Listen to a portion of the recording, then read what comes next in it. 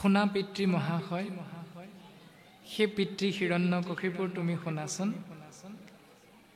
এই যে তুমি মোৰ বল মই শক্তিশালী ভাবি আছা, এই সকলোখিনি শৰীৰটোত থকা একেবাৰে শক্তিমন্ত মনৰ কাম, মন নামৰ ইন্দ্ৰিয়টো কাম। নানা কৰ্ম কৰোঁ বুলি কৰে আলোচনা, একো কাৰ্য সিদ্ধি নোহে তাকে বোলে মন। নানা কৰ্ম কৰোঁ বুলি কৰে আলোচন, একো কাৰ্য সিদ্ধি নোহে তাকে বোলে মন। সেইটোৱে হ'ল মন। পিতৃ শৰীৰৰ ছয় শত্ৰুক নিজিনি তুমি হেন নৰচয়, দশু দিশ মই জিনি লোহো বুলি মন্দ হবে গৰ্বে কয়। যে শৰীৰত থকা যি ছয় শত্ৰু, কাম, ক্ৰোধ, লোভ, মোহ, দম্ভ, অহংকাৰ, এই ছটা শত্ৰুক শৰীৰটোৰ ইন্দ্ৰিয়বিলাকৰ পৰা আঁতৰ কৰিবলৈ চিন্তা নকৰি গোটেই পৃথিৱীখন মই সৰ্বে সৰ্বা বুলি যিসকলে কৈ ফুৰে, সেইসকলক শাস্ত্ৰই মন্দমতি বুলি গালি পাৰিছে। আমি সকলোৱে জানো এজন ব্যক্তিৰ নাম আলেকজেণ্ডাৰ, যিজনে নিজ মুখে প্ৰকাশ কৰিছিল যে মই যদি বিশ্ববিখ্যাত বিশ্ববিজয়ী আলেকজেণ্ডাৰ নহলোহেঁতেন, তেতিয়াহ'লে মই ডায়োজেনিছ হ'বলৈ ভাল পালোহেঁতেন।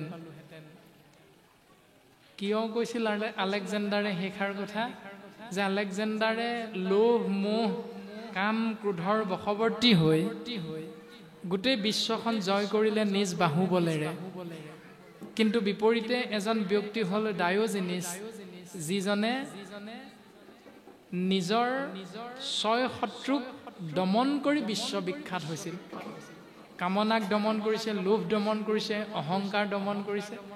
সেইকাৰণে নিজৰ ইন্দ্ৰিয়বিলাকৰ ওপৰত বিজয় সাব্যস্ত কৰিব পৰাজনেই শাস্ত্ৰই সকলোতকৈ শ্ৰেষ্ঠ বুলি সিদ্ধান্ত দিছে। এটা কাহিনী, এজন ব্যক্তিয়ে আইগৰাকীক ক'লে, হেৰা আজি আমুকৰ নামঘৰত অনুষ্ঠান এভাগ আছে, মোক নিৰ্দিষ্ট বক্তা মাতিছে, আজি তুমিও ওলাবা, বৰ কৈ থাকা। আজি মোকো নিম বুলি ভাবিছে নেকি? বোলে হয়, তুমিও ওলাবাচোন, বৰ কৈ থাকা, মইনো কি কৰোঁ চাবাগে। হ'ব তেতিয়াহ'লে মই কিমান সময়ত যাব? মই ওলাওঁগৈ আকৌ। কথা বতৰা পাতি বোলে ইমান সময়ত যাম, নিৰ্দিষ্ট সময়ত ওলালে, নিৰ্দিষ্ট সময়ত গৈ জেগা পালেগৈ, স্থান পালেগৈ। নিৰ্দিষ্ট বক্তাৰ ভাষণ দিবলৈ বাপজন উঠিল। বাপজনে সম্বোধন কৰিলে ধৰ্মালোচনী সভা। তাৰ পাছত গুৰুজনাৰ ধৰ্ম দৰ্শনৰ ওপৰত সিদ্ধান্ত দিছে। ভাগৱতৰ প্ৰথম পদৰ ভাঙনি, ও জয় জয় কৃষ্ণ কৃপাময় মহেশ্বৰ, যাৰ আজ্ঞাশিৰে বহে ব্ৰহ্মা হৰি হৰ, মৎস্য কুৰ্ময়াদি অংশ অৱতাৰ, যাৰ ঈশ্বৰ কৃষ্ণক কোটি কোটি নমস্কাৰ।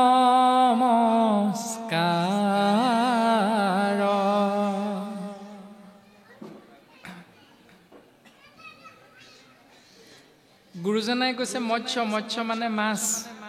গুৰুজনাই কৈছে কুৰ্ম, কুৰ্ম মানে কাছ। ভগৱন্তই জীৱাত্মাৰ মংগলৰ অৰ্থে এই ধৰাধামত প্ৰথম মৎস্যৰূপে অৱতাৰ ধাৰণ কৰিছিল। মহাপ্ৰলয়ৰ জলত সত্যব্ৰত ৰাজাক মাৰ্গদৰ্শন কৰাইছিল। মৎস্যৰূপে অৱতাৰ ভৈলা প্ৰথমত উদ্ধাৰিলা বেদ প্ৰভু প্ৰলয় জলত।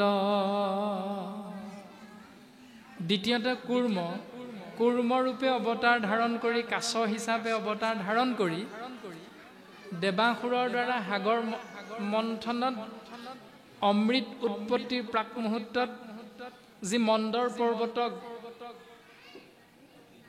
আশ্ৰয় কৰিছিল, সেই মন্দৰ পৰ্বতক পিঠি পাতি দাঙি ধৰিছিল, দেৱাসুৰক সহায় কৰিছিল। সেইকাৰণে আমি বাপসকল আইসকল গুৰুজনাৰ আদৰ্শ শিৰোগত কৰি মাছ যিহেতু ভগৱানৰ অৱতাৰ, কাছ যিহেতু ভগৱানৰ অৱতাৰ, আকৌ কৈছেই দেখোন কুকুৰৰ চিগাল গৰ্দৰ ভৰু আত্মা ৰাম জানিয়া হবাকো পৰি কৰিবা প্ৰণাম। কুকুৰ, শিয়াল, শগুন আদি সমস্ত ঈশ্বৰৰ ৰূপ আত্মা ৰাম জানি লৈ সমস্তকে সেৱা কৰিবা। গতিকে আমি জীৱবিলাকক হত্যা কৰি কৰি সেইবিলাকক আহাৰ হিচাপে খাব নালাগে। জাউৰীয়ে হাত চাপৰি পৰিছে। নিৰ্দিষ্ট বক্তাৰ ভাষণ শেষ হ'ল, অনুষ্ঠান শেষ হ'ল। ঘৰত যাওঁতে আইগৰাকীয়ে ভাবি গৈছে, মোৰ মানুহজনক আমাৰ এওঁক সমাজে সেইকাৰণেহে মাতে, ইমান ধুনীয়াকৈ বুজাই দিয়ে, ইমান ধুনীয়া ধুনীয়া ভাষণ দিয়ে, মই আজিহে বুজি পালোঁ আমাৰ এইজনক মই আকৌ এনেই গালি পাৰোঁ। আজি নামলৈ যাওক, আকৌ ঘৰত খৰি এডাল ফালি দিব পৰা নাই, খুৱাম বাপেকে আজি ঘূৰি আহক ভাতকেইটা, মই এনেইহে গালি পাৰি থাকোঁ। আজি মই ভালকৈ বুজি পালোঁ আমাৰ এইজনে সমাজৰ আগত বৰ সুন্দৰকৈ কথাখিনি বুজাই দিয়ে। ঘৰ গৈ পালেগৈ বাপজনে কৈছে, হেৰা কিবা এটা খাওঁ লাগিছে, ৰ'ব মই সিদ্ধমুঠি কৰোঁ। ঠিক আছে কৰা। সিদ্ধমুঠি যোগাৰ কৰিলে, বাপক সিদ্ধমুঠি আগবঢ়াই দিলে। বাপে সুধিছে, কিয়? এই ৰাতিপুৱা যে অনুষ্ঠানলৈ যাওঁতে মাগুৰ মাছৰ তৰকাৰীখন খাই গৈছিলোঁ, কি হ'ল? শেষেই হ'ল নি? অ' আই, এষাৰ আকৌ কি ক'লে? কিয় আজি আপুনি ভাষণত কোৱা নাই মৎস্য মাছ ভগৱানৰ অৱতাৰ? ৰাতিপুৱালৈকে মই জনা নাছিলোঁ, সেইকাৰণে মাগুৰ মাছ বনাই আপোনাক খুৱাইছিলোঁ। আহি বুজি পালোঁ, গতিকে মই মাগুৰ মাছৰ তৰকাৰীখন চোৱা পাতনিত দলি মাৰি পেলাই দিলোঁ। অ' এইজনী মোৰ কি মানুহ অ', সেইবিলাক মই ভাষণত কোৱা কথাহে, সেইবিলাক মিটিঙত কোৱা কথা। আমাৰ মানুহজনী আকৌ তাকে বিশ্বাস কৰিলে। এতিয়া আমাৰো ভাগৱত ধৰ্ম পালন কৰিবলৈ গৈ গোটেই খেলি মেলিখিনি সেইখিনি হৈ আছে। কৃষ্ণত অৰ্পিয়াই আমি কৰোঁ কৰ্মযত, তাতো নানা বিঘিনি আছে জানিলো মনত। কৃষ্ণত অৰ্পণ কৰি যদিও আমি কৰ্মখিনি কৰোঁ, তাত কিন্তু বিঘিনি আছে। যিটো ভাগৱত ধৰ্মত কৈছে, জল পুষ্প ফল মূল খাদ্য দ্ৰব্য যত, অন্ন আদি কৰি সবে অৰ্পিব কৃষ্ণত। জল পুষ্প ফল মূল খাদ্য দ্ৰব্য অন্ন আদি কৰি সকলো কৃষ্ণত অৰ্পণ কৰিবলৈ কৈছে। তেতিয়া কি লাভ হ'ব? তেবে গৃহ ধৰ্মে হিংসা দুখে ন পাৱয়। তেতিয়া গৃহস্থী ধৰ্মৰ বাপাইসকলৰ অপৰাধ নহয় বুলি কৈছে। কৃষ্ণে একনিষ্ঠ হুয়া মুকুতি সাধয়। কৃষ্ণৰ কৃপাধন্য হয়, মুক্তি লাভ হয়। কৃষ্ণত অৰ্পণ কৰি বাপজনৰ আগত আইগৰাকীয়ে যেতিয়া ৰন্ধন কৰি সিদ্ধমুঠি আগবঢ়াই দিব, ভাতমুঠি ভাতৰ কাঁহীখন, দাঁতিতে যদি ব্ৰইলাৰ মাংসৰ বাতিটো দি কৃষ্ণ বুলি কৈ ঘোষা গায়, তেতিয়া কি হ'ব? সেইখিনি ভাগৱত ধৰ্মত বিতি কৰ্মখিনি। গতিকে আমি শুনি থাকিলে নহ'ব, শুনি থকা কথাখিনি কাৰ্যক্ষেত্ৰত পৰিণত কৰিবলৈ চেষ্টা কৰিব লাগিব। এতিয়া আমি প্ৰাণজিত নামৰ শৰীৰটো আপোনাসৱৰ এই স্থানৰ পৰা অকণমান সময়ৰ পাছত যামগৈ। কিন্তু কেনেবাকৈ যদি আপোনাসৱৰ গাঁৱৰে এজনে দেখে, বগীবিল দলং পোৱাৰ আগতে যিকেইখন ধাবা আছে, সেই ধাবা কেইখনত সোমাই পেলাই গগৈ বাপে পুৰা দি আছে, এইখিনিত কোৱা কথাখিনিৰ পৰা কি লাভ হ'ব?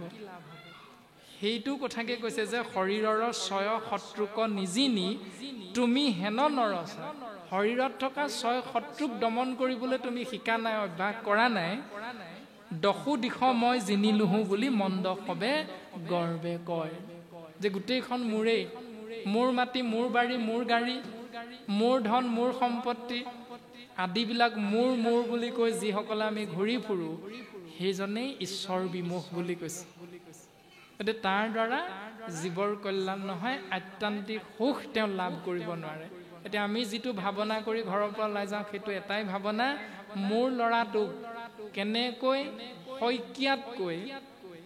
শইকীয়াৰ ল'ৰা ছোৱালীকেইটাতকৈ ভাল কাপোৰ পিন্ধাব পাৰোঁ মোৰ ল'ৰাটোক কেনেকৈ দত্তৰ ল'ৰাটোতকৈ ভাল স্কুল এখনত এডমিশ্যনটো দিব পাৰোঁ এই যে মোৰ ল'ৰা বুলি ভাবিলোঁ সেইটোৱে হ'ল অহংকাৰ যশোদাৰ ওচৰত এই দুটা অহংকাৰে আছিল যিটোৰ কাৰণে কৃষ্ণক বান্ধিব পৰা নাছিল ইমান পঘানে ৰছীয়ানে বাৰে বাৰে দুৱাঙুলে নোজোৰে সেই দুৱাঙুল হয় মই আৰু মোৰ সেই দুৱাঙুলটো মই আৰু মোৰ মানে মই বান্ধিম মোৰ পুত্ৰক বান্ধিম সেই দুৱাঙুল মায়াৰ কাৰণে যশোদাই ঈশ্বৰক বান্ধিব পৰা নাই এতিয়া আমিও যদি সেই মই আৰু মোৰ ভাবি ঈশ্বৰক সেৱা কৰিবলৈ যাওঁ বাটচৰা ভাগ কোনে দিলে মই দিলোঁ মোৰ নামটো বাটচৰাত থাকিব লাগিব সেইটোৱে অহংকাৰ আৰু সেই দানৰ কোনো মূল্য নাই শাস্ত্ৰই আমাক এই দৰ্শনটো শিকাইছে গতিকে শাস্ত্ৰৰ দৰ্শন ইমান সহজো নহয় কিন্তু ইমান টানো নহয় যে আমি দাঙিব নোৱাৰিম মাত্ৰ কায় বাক্য মন এক কৰি সৌদৃঢ় বিশ্বাসে আমি ঈশ্বৰ কৃষ্ণৰ চৰণত সমস্ত অৰ্পণ কৰি আগবাঢ়িবলৈ চেষ্টা কৰিব লাগিব এই কথাখিনিকে বৰ্তমান আমাক প্ৰকাশ কৰিলে যিটো মহাজন সাধুৰ লক্ষণ পৰম পণ্ডিত হয় অজ্ঞান কল্পীয় আছে সংসাৰক ইহাক মিছা দেখয় যিজন সাধু সেইজন পৰম পণ্ডিতো হয় সেইজন মহাজনো হয় এতিয়া সাধু কাক বোলে আপোনাৰ হবে জানে বেদৰ বিহিত যত আছে ধৰ্ম সংসাৰত হবে হৰি নামৰ কিংকৰ হেন জানি যিটো জনে নামক কীৰ্তন কৰে সেহিহে পৰম সাধুনৰ মনুষ্যৰ ভিতৰত সেইজনক সাধু বুলি শাস্ত্ৰই স্বীকৃতি দিছে যিজনে বেদত উল্লেখ কৰা যাগ যজ্ঞ পূজা পাতল দান দক্ষিণা শ্ৰাদ্ধ পিণ্ড সমস্তখিনি কৰ্ম যে এক ঈশ্বৰ কৃষ্ণদেৱৰ নামৰ চাকৰ এইবিলাক এই সত্যটো বুজি লৈ সকলোবিলাক এৰি আন ধৰ্ম তেজি ভকতি তপৰ জানিবা উদ্ধৱ সখী সেহিহে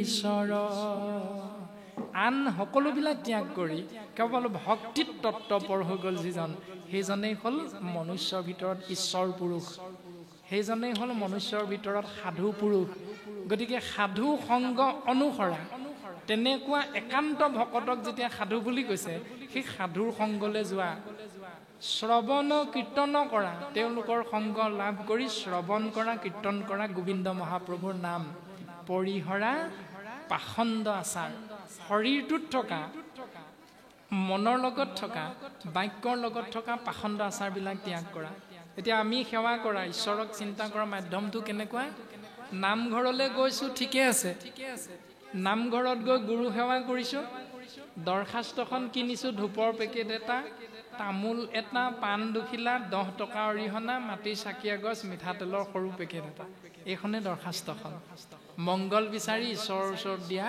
দৰখাস্ত সেইখনে কিন্তু সেই দৰখাস্তখন দিলোঁ কিয় স্বামীজন বিচনাত পৰি আছে দেউতা মেডিকেললৈ নিছোঁ ভাগৱতত গৈ সেৱা ভাগ কৰি থৈ আহোঁ দেউতাক কৃপা কৰক ঈশ্বৰে দেউতাকৰ যেতিয়া ভাল হ'ল তেতিয়া আনৰ আগত কৈ ফুৰিবলৈ ধৰিলোঁ বোলে আমুকৰ যে ভাগৱত অনুষ্ঠান তাত গৈ সেৱা ভাগ কৰিলোঁ দেউতাক ঈশ্বৰে চকু মেলি চালে ঠিকে আছে এইটো কথা ভাৱনাটোত ঠিকে আছে শুদ্ধ আছে যেতিয়া বেয়া কাম এটা কৰিম তেতিয়া সেই ভাৱনাটো কিয় নাহে যিজন ঈশ্বৰৰ ওচৰত দৰখাস্তখন দিওঁতে দেউতাক চকু মেলি চাই আছিল ঈশ্বৰে আমাৰ সেৱাভাগ গ্ৰহণ কৰিছিল সেই একেজন ঈশ্বৰে মই বেয়া কাম কৰোঁতেও যে দেখি আছে সেইটো কিয় মনলৈ নাহে সেইটো হ'ল অজ্ঞানতাটো গতিকে আমি ভাগৱত ধৰ্ম আশ্ৰয় কৰিবলৈ যাওঁতে এনেকৈয়ে আমাৰ কৰ্মত বিতি কৰ্ম মানে খেলি মেলিখিনি হয় আৰু সেই খেলি মেলিৰ পৰা পৰিত্ৰাণ পাবলৈ গুৰুজনে আমাক সিদ্ধান্ত দিছে শুনা সভাসদ ভাগৱত পদ কথা অমৃতৰ ধাৰ হৰি কথা বিনে সংসাৰ তৰণ নাহি জানা সাৰে সাৰ হৰি কথাৰ বাহিৰে এই সংসাৰৰ পৰা আমি জীৱ আৰু কেতিয়াও তৰি যাব নোৱাৰোঁ কৃষ্ণ ৰাম নাম ধৰ্ম অনুপাম শুনা মহন্তৰ মুখে ৰাম ৰাম বুলি সংসাৰক তৰি বৈকুণ্ঠক চলা সুখে বৈকুণ্ঠলৈ যদি যাবৰ ইচ্ছা আছে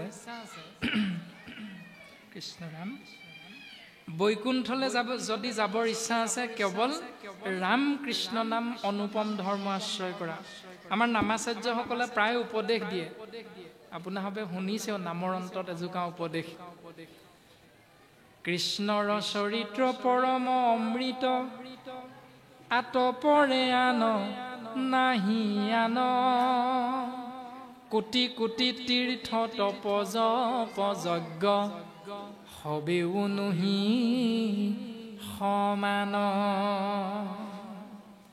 কৃষ্ণৰ চৰিত্ৰই হ'ল জীৱৰ কল্যাণ সাধন পৰম অমৃত কৃষ্ণৰ চৰিত্ৰ পৰম অমৃত আতপৰে নাহি আন ইয়াৰ বাহিৰে জীৱৰ মংগল সাধন ক'তো নহয় কোটি কোটি তীৰ্থ তপ জপ যজ্ঞ হবেও নহি সমান তুমি কোটি কোটিবাৰ যজ্ঞ কৰা তীৰ্থ ভ্ৰমণ কৰা নামৰ সমান কেতিয়াও হ'ব নোৱাৰে কৃষ্ণ গুণ নাম ধৰ্ম অনুপাম আকসাৰ কৰি ধৰা আন দেৱ ধৰ্ম দূৰতে তেজিয়া কৃষ্ণত ভকতি কৰা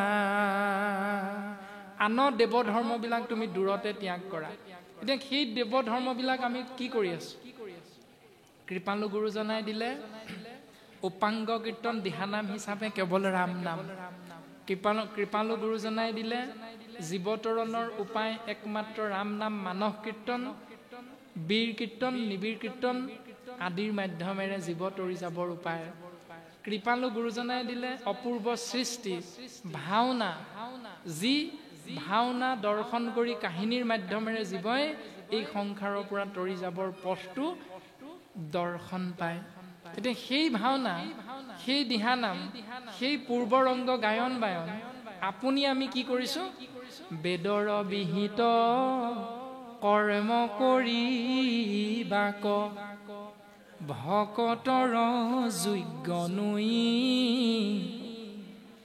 যদি মোহ হুয়া কৰে ধৰ্ম কৰ্ম ভকতিত ভ্ৰষ্ট যায়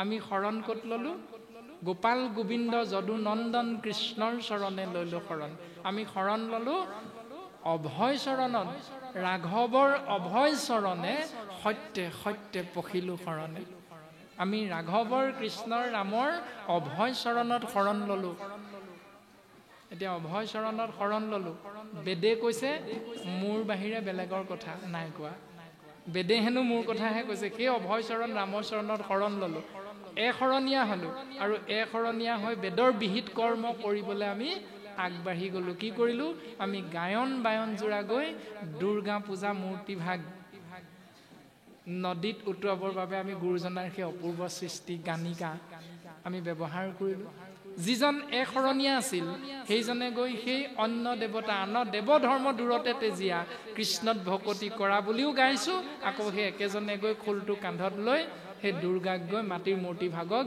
নদীত উটাবলৈ যাওঁতে আপুনি মই গায়ন বায়ন ব্যৱহাৰ কৰিলো সেইজনৰ ভক্তি ভ্ৰষ্ট শাস্ত্ৰই সিদ্ধান্ত দিছে তাৰপিছত ভাওনা কিমান দিব বোলে 50,000 দিব লাগিব নাই নাই আপোনালোকক আমি 80,000 দিম বোলে কিয় নহয় দুৰ্গা পূজাৰ মণ্ডপত ভাওনা কৰিবলৈ মান্তি নহয় আপোনালোকক যেনে তেনেহে পাইছো 80,000 দিব হেৰা 5,000 মানকে পৰিব প্ৰত্যেকজনৰে ভাগত সেই লোভত পৰি মোহত পৰি গুৰুজনাৰ অপূৰ্ব সৃষ্টি ভাওনা যদি গণেশ পূজাৰ দিনা দুৰ্গা পূজাৰ দিনা অন্য দেৱতাৰ মণ্ডপত পূজাৰ মণ্ডপত গৈ যদি আমি উপস্থাপন কৰোঁ ভাৱৰীয়া হিচাপে নিজকে যদি অৱস্থান কৰোঁ দুহাৰ হিচাপে নিজকে যদি তাত অৱস্থান কৰোঁ এক হৰণ সমস্ত ভক্তি হৰণ ভজন ভক্তি সদাচাৰ সমস্ত ভ্ৰষ্ট তেওঁ ৰৌ ৰৌ নৰকত শাস্ত্ৰৰ সিদ্ধান্ত দিহানাম উপাংগ কীৰ্তন আপোনালোকৰ এইফালৰে ধেমাজিৰে এটা দলে দিহানাম পৰিৱেশন কৰিছিল আমি ফেচবুকত পাইছিলোঁ যে সেই দলটোৱে কৃষ্ণৰ নাম আশ্ৰয় কৰে কিন্তু সেই দলটোৱে সেই কথাটো অন্তত বুজিব লাগিছিল যে দুৰ্গা পূজাত গৈ সেই উপাংগ কীৰ্তন দিহানাম পৰিৱেশন কৰাটো গুৰুজনে আমাক কৈছেনে নাই কোৱা আপোনাভাৱে অপৰাধ নধৰিব নামটো কোৱাৰ কাৰণে যিটো ফেচবুকত আমি পালোঁ সেই কথাটোহে কোৱা হৈছে গতিকে সেইখিনি হ'ল অজ্ঞানতা তাৰ বিষয়ে মাধৱ গুৰুজনে আমাক ঘোষা শাস্ত্ৰত সিদ্ধান্ত দিছে বচনে কেৱল মাত্ৰ হৰিত হৰণলয় মুখে কৃষ্ণ কৃষ্ণ হৰি হৰি বিষ্ণু বিষ্ণুৱে কৈ থাকে বাপ কৃষ্ণ আগৰাকী কৃষ্ণ এই বুলিয়ে কৈ থাকে মুখে চিত্তে আন দেৱক ভজয় চিত্ৰটোৱে কিন্তু লোভত পৰি অন্য দেৱতাৰ স্থানলৈ নিজক লৈ গ'ল জানিবাহা কদাচিতো সিদ্ধি সিটো নলভ হয় হৰি তাৰ সন্তোষ নহয় ভগৱন্ত তেওঁৰ দ্ৰব্যত তেওঁ সেৱাত কেতিয়াও সন্তুষ্ট নহয় এতিয়া সিদ্ধান্ত দিছিল অকণমান আগতে আমি আশ্ৰয় কৰিছিলোঁ একান্ত ভকতে নিতে জাক কৰে ৰতি সেহি ভাগৱত ধৰ্ম জানিবা নিপতি এতিয়া একান্ত ভকত কোনজন বাস্তৱ পৃথিৱীখনত চাব পাৰোঁ নামঘৰীয়াজনে সদায় সমাজৰ মংগলৰ অৰ্থে সেৱা কৰি থাকে 365 দিনৰ 365 দিনে সেৱা কৰে আপুনি মই কেইদিন যাওঁ নামঘৰলৈ জন্মাষ্টমী দিনা আপুনি মই নামঘৰলৈ কেইদিন যাওঁ গুৰুৰ জন্ম জয়ন্তী দিনা আকৌ আজি 3 দিনীয়া বাৰ্ষিক বছৰিকীয়া ভাগৱত পাঠ বুলিয়ে 3 দিনত আহিছোঁ এতিয়া শাস্ত্ৰই কোনটোৰ কথা কৈছে বিদ্যালয়ত সৰস্বতী পূজা কেইদিন পাতে এবছৰত এদিন পাতে সেইটো ভাগৱত ধৰ্ম নহয় শাস্ত্ৰই কৈছে একান্ত ভকতে নিতে জাক কৰে ৰতি যিটো নিয়ম প্ৰত্যেক মুহূৰ্ততে এজন একান্ত ভকতে পালন কৰি শাস্ত্ৰসন্মতে আগবাঢ়ি যায় জীৱনটো আগবঢ়াই নিয়ে জীৱনটো সেই ধৰ্মটো হ'ল ভাগৱত ধৰ্ম বাস্তৱ পৃথিৱীখনত এজন নামঘৰীয়া দৰ্শনটো আমি ভাগৱত দৰ্শন বুলি বুজিব পাৰোঁ কিন্তু বিপৰীতে 365 দিনত সৰস্বতী পূজা এদিন হয় সেইটো ভাগৱত ধৰ্ম নহয় সেইটো হ'ল আন ধৰ্ম সেই আন ধৰ্ম তন্ত্ৰে মন্ত্ৰে বহু ছিদ্ৰ হয় ভাগৱত ধৰ্মে জানা শিখব নহয় সেই আন ধৰ্ম আশ্ৰয় কৰা তন্ত্ৰ মন্ত্ৰ আশ্ৰয় কৰিলে এটি জীৱৰ বহুত অপৰাধ হয় কিন্তু ভাগৱত ধৰ্ম আশ্ৰয় কৰা এটা অপৰাধো নহয় সেই অপৰাধৰ পৰা তুমি মুক্ত যে কোনটো কৰিবা সিদ্ধান্ত দিছে এনেধৰণে আমাক এৰা দেৱ ঋষি ভূত পিতৃ কুটুম্ব জনৰ উপজিলে তা সম্বাৰ ঋণী হুৱে নৰ পিতৃহীৰৰ পৰা ৰসৰূপে মাতৃগৰ্ভত প্ৰৱেশ কৰোঁতে মাতৃগৰ্ভৰ পৰা 10 মাহ 10 দিন থাকি পৃথিৱীত ভূমিষ্ঠ হোৱাৰ লগে লগে জন্ম যাওঁতে শূদ্ৰ জন্ম হোৱা মাত্ৰকে তেওঁক অজ্ঞানী বুলি কৈছে উপাধি পাছতহে দিয়ে এতিয়া আমি উপাধি পাছতহে দৌৰি ফুৰিছোঁ এওঁ মহন্ত এওঁ গোস্বামী এওঁ উচ্চ বংশজাত এওঁ শইকীয়া এওঁ দত্ত কলিতা এওঁ নহ'ব দ্বিতীয় স্কন্ধত সিদ্ধান্ত দিছে অসম আহোম কছাৰী খাচী গাৰো মিৰি জবন কংক গোৱাল অসম মুলুক ধুবা যে তুৰুক কুবা চমেশ চান্দাল অসম মুলুক ধুবা যে তুৰুক আহোম কছাৰী খাচী গাৰো মিৰি ধনী দুখীয়া উচ্চ নিচ শিক্ষিত অশিক্ষিত গাঁৱলীয়া নগৰীয়া কোনো কথা নাই আবাল বৃদ্ধ বনিতা সমস্তৰ বাবে গুৰুজনাই নামঘৰৰ দুৱাৰ খুলি ৰাখিছে নামঘৰ নামঘৰ অসমীয়া জাতি আমি এইয়ে পৰিচয় নামঘৰ নামঘৰ ভকতিৰ আলয় জীৱৰে আশ্ৰয় নানা জাতি গয়া জ্ঞাতি ঘটে সমন্বয়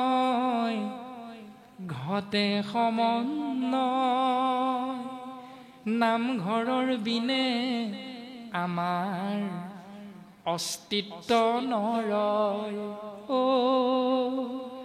নামঘৰৰ বিনে আমাৰ অস্তিত্ব নৰয় এয়াই গুৰুজনাৰ অপূৰ্ব দান নামঘৰ যাক লৈ অসমীয়া জাতিয়ে আমি গৌৰৱ কৰি আছো আৰু সেই নামঘৰতে আপোনাৰ মোৰ খেলৰ ভেদ এখন সমাজ তিনিটা খেল এখন গাঁও চাৰিটা তিনিটা নামঘৰ গুৰুজনাই সেইটো কৰিবলৈ ভাগৱত ভাগ দিছে নি আমাক আকৌ ভাগৱত অনুষ্ঠান পতাৰ এসপ্তাহ এমাহ মানৰ পাছত আকৌ দুটা খেল কেলে সভাপতিয়ে সম্পাদকক ক'লে হিচাপ দাখিলৰ মিটিংখন দিব লাগে সম্পাদকে ৰবচোন দিম হিচাপ মিলাব পৰা নাই সেইকাৰণে ৰবচোন দিম কৰি এদিন বাধ্য হৈ দিলেগৈ আৰু খেলি মেলি হিচাপ এটা দিলে সভাপতিয়ে একেবাৰে কাৰা নাই এইটো হিচাপ নহ'ব গণ্ডগোল হৈছে এই সভাপতিক ভাল পোৱা এটা ফৈদ হ'ল সম্পাদকক ভাল পোৱা এটা ফৈদ হ'ল তাৰমানে 3 দিন ভাগৱত অনুষ্ঠান কৰি সেইটোৱে জ্ঞান পালো আমি গাঁওখনত আমাৰ জ্ঞান হিমান গ'লে এতিয়া সেইটোৱে হৈ আছে সমাজত যেনিয়ে যাওঁ তেনিয়ে এইটোৱে অকল তুমি আমু সমাজৰ শাস্ত্ৰত কৈছে পিতৃদেৱো ভৱ পিতৃক ঈশ্বৰ জ্ঞান কৰা মাতৃদেৱো ভৱ মাতৃক ঈশ্বৰ জ্ঞান কৰা কিন্তু চৈতন্য পিতৃ মাতৃক এৰি জৰক ভজিয়া মৰে নৰ জৰক কিন্তু ভজি মৰিছে অৰ্থাৎ শক্তিৰ স্বৰূপিনী দুৰ্গা বুলি আইসকলক কয় সেই আইসকলৰ গৰ্ভত জন্ম হোৱা এটি মনুষ্য নামৰ পুৰুষ নামৰ জীৱই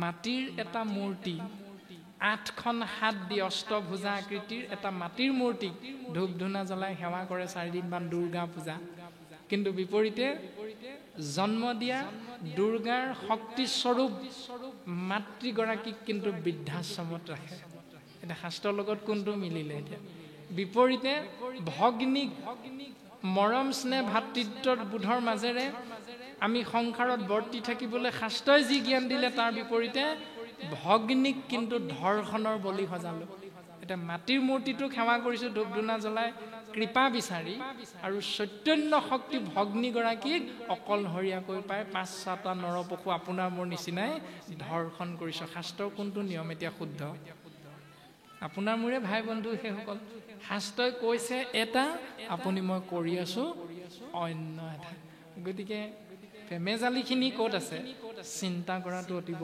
প্ৰয়োজন এতিয়া ভাগৱতৰ সেই দৰ্শন ভাগৱত ধৰ্ম গুৰুজন বস্তুৱে আমাক এনেকৈ সিদ্ধান্তখিনি দিলে যে কৃষ্ণ ৰাম নাম ধৰ্ম অনুপাম শুনা মহন্তৰ মুখে ৰাম ৰাম বুলি সংসাৰক তৰি বৈকুণ্ঠক চলা সুখে যদি বৈকুণ্ঠ প্ৰাপ্তিৰ ইচ্ছা আছে তেতিয়াহ'লে কেৱল ৰাম নাম ও হৰিত শৰণ লয়া যি তুজন হে হৰিৰ চৰিত্ৰ শ্ৰৱণ কীৰ্তন কৰে দুৰ্ঘোৰয় পাৰ সংসাৰ সাগৰ সিটো মহাজনে আতি অপ্ৰয়াসে তৰে ৰাম সিটো মহাজনে আতি অপ্ৰয়াসে তৰে শংকৰ মাধৱ দুজনা গুৰুৱে আমাক এনেকৈ সিদ্ধান্ত দিছে হেন তত্ত্ব জানি চিন্তা চক্ৰ পানী অনাদৰিয়া নকাম কৃষ্ণৰ কিংকৰে ৰচিলা শংকৰে ডাকি বোলহু ৰাম ৰাম কৃষ্ণ হৰি ৰাম ৰাম ৰাম ৰাম। হিৰণ্যকশিপুৰ হিৰণ্যাক্ষ আদি দৈত্য পূৰ্বতে কোন আছিল? জয় আৰু বিজয়। ক'ত আছিল? বৈকুণ্ঠত। কি আছিল তেওঁলোকৰ বৃত্তি? দুৱাৰ পাল, মানে দৌৰি। বৈকুণ্ঠৰ সপ্তম দুৱাৰৰ দুৱাৰপাল হিচাপে জয় বিজয় কৰ্মৰত অৱস্থাত থকাৰ পাছতো স্বভাৱটো কেনেকুৱা হ'ল? হঠাৎ আসুৰিক। সেইকাৰণে বৈকুণ্ঠত থাকিও বৈকুণ্ঠৰ পৰা স্খলন হ'ল। এতিয়া আজি আমি যদি এই বৈকুণ্ঠপুৰীত থাকি আমাৰ মনৰ ভাৱনাটো যদি জয় বিজয় নিচিনা হয়, তেতিয়াহ'লে আমিও কৃষ্ণ কথাৰ পৰা আঁতৰি যাব লাগিব। তো ইয়াত যিসকল আছে, শাস্ত্ৰই কৈছে যাৰ আছে পুণ্য অসংখ্যাত সিহে কাণ পাতে কৃষ্ণৰ কথাত। যাৰ ৰাখি ৰাখি পুণ্য জমা হৈ আছে তেওঁলোকে কৃষ্ণ কথাত কাণ পাতিব। কিন্তু যি বৈকুণ্ঠত থাকিও হিৰণ্যকশিপুৰ হিৰণ্যাক্ষৰ দৰে, মানে জয় বিজয়ৰ দৰে অহংকাৰত মত্ত হৈ থাকিল, তেওঁলোক আপোনা আপুনি গৃহলৈ গুচি গ'ল। এয়া শাস্ত্ৰই সিদ্ধান্ত দিছে। গতিকে আমাৰ স্বভাৱটো বৈকুণ্ঠত থাকি কেনেকুৱা হ'ব লাগিব সেইটো আমি চিন্তা কৰাটো শাস্ত্ৰৰ মাধ্যমেৰে আগবাঢ়িব লাগিব। এইখিনিহে আমাক কৈছে। তাৰপাছত জয় বিজয়ে নিজৰ সেই অপৰাধৰ বাবে হিৰণ্যকশিপুৰ হিৰণ্যাক্ষ হ'ল। অভিশাপ দিছিল চাৰি সিদ্ধই। অভিশাপটো আছিল আখুৰিক স্বভাৱৰ বাবে অসুৰ যোনিত জন্ম হ'ব। এতিয়া হিৰণ্যক আৰু হিৰণ্যাক্ষ হিৰণ্যকশিপুৰ হিচাপে জন্ম হওঁতে পিতৃজনৰ নাম কি আছিল বাৰু? যাৰ ঔৰসত জন্ম হ'ল পিতৃৰ নাম কি, মাতৃৰ নাম কি? পিতৃৰ নাম হ'ল কাশ্যপ ঋষি, মাতৃ হ'ল দিতি। কাশ্যপ ঋষিৰ আৰু এগৰাকী পত্নীৰ নাম হ'ল অদিতি। অদিতিৰ পুত্ৰসকল হ'ল দেৱতা, আৰু দিতিৰ গৰ্ভত জন্ম হ'ল দুৰ্দান্ত দুটা অসুৰ। এটা কাশ্যপ অসুৰনি। কাশ্যপ কি আছিল? ব্ৰাহ্মণ। ব্ৰাহ্মণৰ ঔৰসত অসুৰৰ জন্ম হৈছে। তাৰমানে আপুনি মই ভকত হলো, নামাচাৰ্যও হলো, ভাগৱত আচাৰ্যও হলো, ধৰি লওক ভাল পাঠকো হলো, কিন্তু আপোনাৰ মোৰ চিন্তাটো যে আসুৰিক আছিল, সেইকাৰণে আপোনাৰ মোৰ সন্তানটো কিন্তু অসুৰ হ'ব। প্ৰমাণটো শাস্ত্ৰই দিছে আমাক যে হিৰণ্যকশিপুৰ হিৰণ্যাক্ষ অসুৰ হিচাপে জয় বিজয় আহি জন্ম হোৱাৰ মূল কাৰণটো হ'ল, যদিও কাশ্যপ ব্ৰাহ্মণ আছিল কিন্তু পত্নীগৰাকীৰ মনটো খেলি মেলি আছিল। দিতিৰ মনটো খেলি মেলি। সন্ধিয়া সময়ত ঈশ্বৰক পূজা কৰিব লাগে, সেৱা কৰিব লাগে, সেই সময়ত কামনা বাসনাযুক্ত হৈ স্বামীক ক'লে, তুমি মোৰ সতিনী অদিতিৰ গৰ্ভত দেৱতাসকলক জন্ম দিলা, মোক এটাও নাই দিয়া পুত্ৰ সন্তান, মোক আজি লাগেই।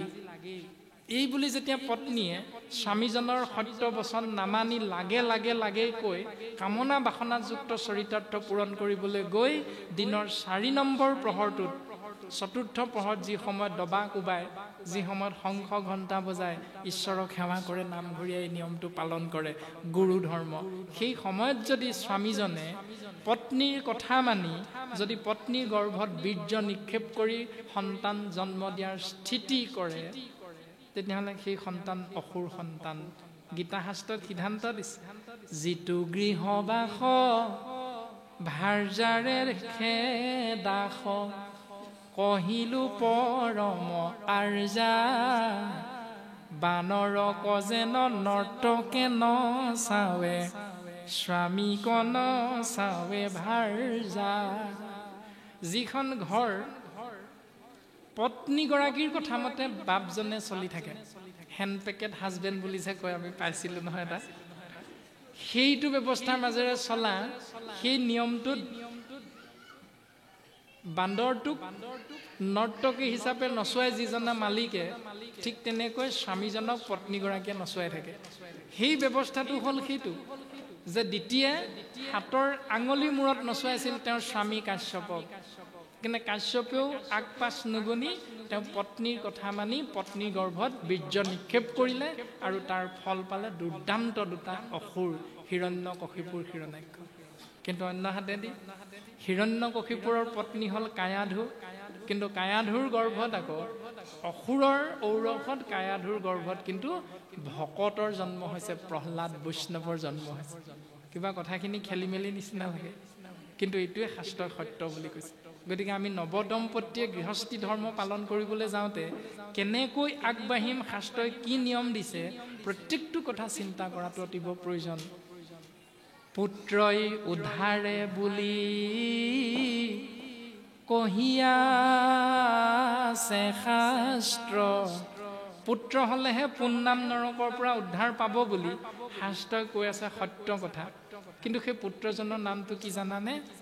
পুত্ৰই উদ্ধাৰে যদি কহিয়াছে শাস্ত্ৰ, বৈষ্ণৱ পুত্ৰক প্ৰতি বুলিয়াছে মাত্ৰ। সেই পুত্ৰজন বৈষ্ণৱ পুত্ৰৰ কথাহে কৈছে। এই ৰাম অবৈষ্ণৱ পুত্ৰ যদি উপজে বংশত, স্বৰ্গ হন্তে পিতৃক পেহলাঐ নৰকত। এতিয়া আমি নৱদম্পতীয়ে পুত্ৰ বিচাৰিম, আমাৰ শহুৰ দেউতা শাহুৱাইও পুত্ৰ বিচাৰিব বোৱাৰীৰ গৰ্ভত, কিন্তু সেই পুত্ৰটো কেনেকুৱা হ'ব? হিৰণ্যকশিপুৰ হিৰণ্যাক্ষৰ নিচিনা নে তেওঁলোকৰ ঔৰসত জন্ম হোৱা প্ৰহ্লাদ বৈষ্ণৱৰ নিচিনা পুত্ৰ? এতিয়া কোনটো? ইচ্ছা চিন্তা আপোনাৰ মোৰ নিজৰ নিজৰ। শাস্ত্ৰই কিন্তু সুন্দৰভাৱে মাৰ্ক দি আছে। গতিকে শাস্ত্ৰৰূপী এই বৃহৎ দাপোনখনৰ সন্মুখত গৈ আমি যেতিয়া নিজকে থিয় কৰাই দিম, তেতিয়া এই জ্ঞানখিনি লাভ কৰিব পাৰিম। প্ৰমাণ, যেতিয়াই ৰাতিপুৱা আমি আই হওক বাপ হওক বিচনাৰ পৰা নামি মুখ হাত ধুই বাহিৰ ঘৰ সাৰি চোতাল সাৰি কাঁহী বাতি ধুই গা পা ধুই উঠি আমি কি কৰ্ম কৰোঁ বাৰু? তাৰ পাছৰ কৰ্মটো গুৰু সেৱা কৰেনে? গুৰু সেৱা কৰে বাৰু? নকৰিলেও একো নাই, আমি সুধিছোহে এনেই। আমাৰ কৰ্মটো হ'ল গুৰু সেৱা। কিন্তু তাৰ প্ৰাক মুহূৰ্তত আমি প্ৰত্যেকে এটা বস্তুৰ সন্মুখত থিয় হওঁ, সেইটো হ'ল গডৰেজৰ ডাঙৰ আইনাখন। সেই আইনাখনৰ সন্মুখলৈ আমি প্ৰত্যেকজনেই যাওঁ গাটো ধোৱাৰ পাছত। কাৰণটো কি বাৰু? যৌৱন প্ৰাপ্ত এই সুন্দৰ সুঠাম শৰীৰটো ঠিকে ঠিকে আছেনে নাই চাই লওঁ এপাক। আইনাখনে যদি ভুল প্ৰতিচ্ছবি এটা দাঙি ধৰে, আইনাখনৰ ওপৰতে খং উঠে, ভাঙি পেলাবলৈ মন যায়। ইমান সুন্দৰ মুখখনত যদি হাল মইনা এটা উঠে, আইসকলে কি চিন্তা কৰে? এইজনৰ পৰা আজি যেনে তেনে 100 টকামান সৰকাব লাগিব বিউটি পাৰ্লাৰলৈ যাবলৈ। এইটো আইসকলে চিন্তা কৰি প্ৰায়। বাপসকলো কম নহয়। কেনেবাকৈ যদি মূৰত কেঁচা চুলিডাল বগা হয়, যৌৱনটো ধৰি ৰাখিবলৈ বৃদ্ধ নাই হোৱা বুলি, বয়স নাই হোৱা বুলি দোকানৰ পৰা কিবা এটা আনি ৰং ঘঁহি আমি কোলা কৰিব বিচাৰোঁ। যেনে তেনে মুঠতে যৌৱনটো ধৰি ৰাখোঁ। এইকেইটা উপলব্ধি কেতিয়া হয় বাৰু? যেতিয়া আইনাখনৰ সন্মুখত নিজৰ শৰীৰটো থিয় কৰাই দিওঁ, তেতিয়াহে উপলব্ধি হয় এইটো।